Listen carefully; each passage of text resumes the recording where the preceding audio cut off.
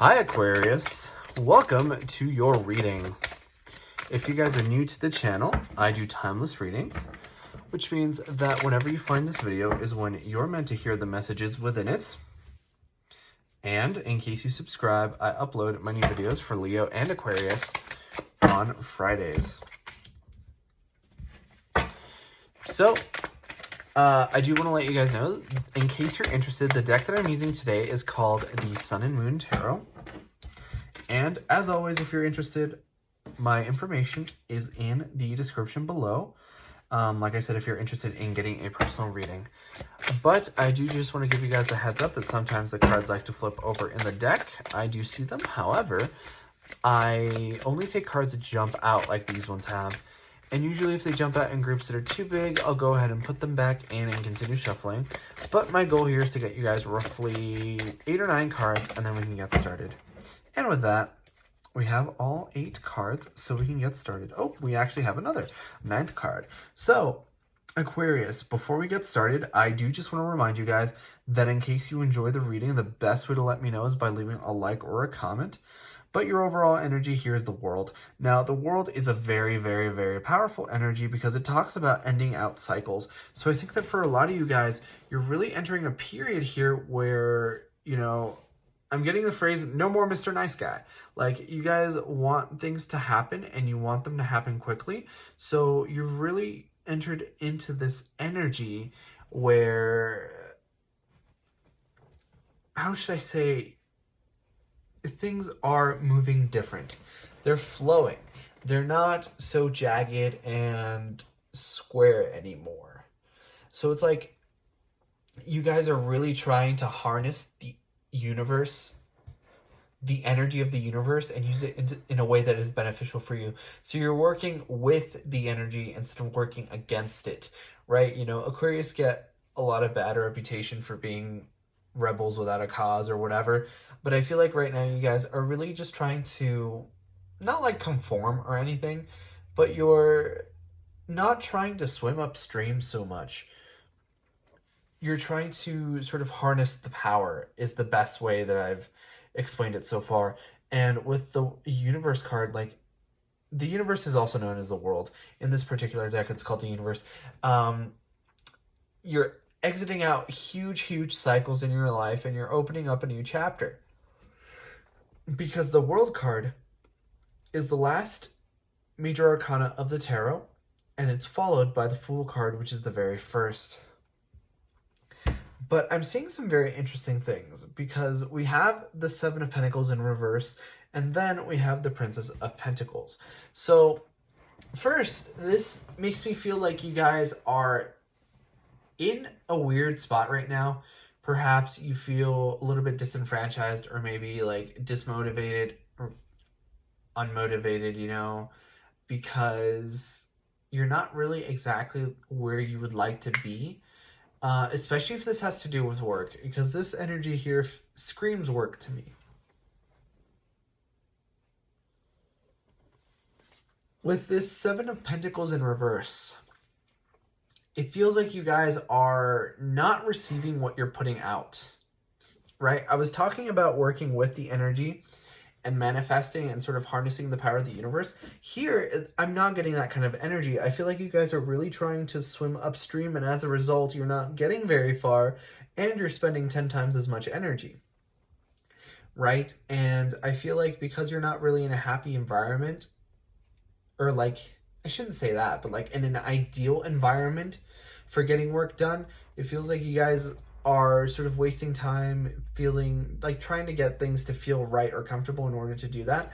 But I'm also getting that you're not going to have to worry about that anymore, because you have the Page of Pentacles here, right? It's called the Princess of Pentacles in this deck, but the princess is representative of the pages in the other decks. So you might hear me going back and forth on that. But with the Page of Pentacles, you guys are definitely going to get some kind of an offer, some kind of a message coming in related to your stability, probably even work, where things are going to be revolutionized and you're going to be able to be far more comfortable and work in an environment that probably makes you feel so much more better, that is so much more suited for you. So either way, this is a new beginning. This is kind of like a new message that's going to benefit you in a lot of ways when it comes to money, stability, and even like emotional stability, because I feel like you guys and not just like you guys, but like people in general derive a lot of emotional stability from the amount of money that they have. So it'll be very helpful for you just feeling like safe, right? Like having that sort of safety net. So we have the Page of Wands here, along with the Seven of Pentacles in reverse. Sorry, Seven of Cups in reverse. So the Seven of Cups in reverse tells me that you guys are trying to take a much more sort of logical, reasonable, and almost mature approach, because the Seven of Cups talks about fantasy, daydreaming, sort of even delusion. So I think that you guys are really trying to take the most realistic approach possible. Like, you guys aren't interested in wasting time and like silly daydreams is kind of like the energy that I'm getting. But, you know, all work and no play makes Jack a dull boy. So make sure to squeeze in some time for sort of your mental health, because if you guys are working yourselves to death, like, that's not realistic, that's not mature, and you guys are going for that. You guys are going for that sort of realistic, mature approach, and I commend you for that. But make sure to be very conscious of how you feel, and I don't want to say your limits, but like how much you can do. And then this is very interesting because you have the King of Wands with the King of Cups in reverse. So whenever I see two cards like this, it looks to me like they're mirroring each other. So I'm thinking with these two energies, it could very well be two people. You might be either king, or perhaps there are two people that are interested in you. But I'm certainly getting that there's an energy of being mirrored. It's like one king says to the other, and then the other one responds to the other, right? Like the Fire King might say to the Cup King over here, "You're too emotional." And then the Cup King might respond, "Well, you're a brute," right? So it feels like these two are really complementing sort of the strengths and weaknesses of the other person.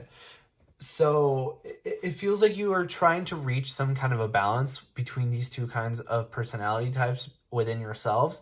Like, there's no reason to look at these kings and say, well, it's all bad, because it's not. They both have their strengths and they both have their weaknesses.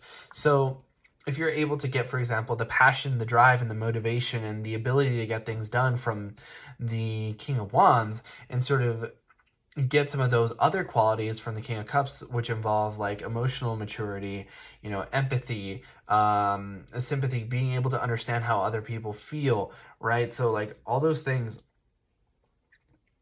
are going to help you sort of achieve the goals that you want.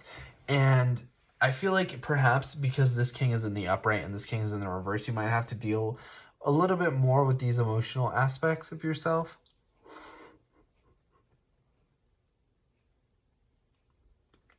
But definitely try to cultivate these two energies within yourself, because it's going to help you a lot in the long run.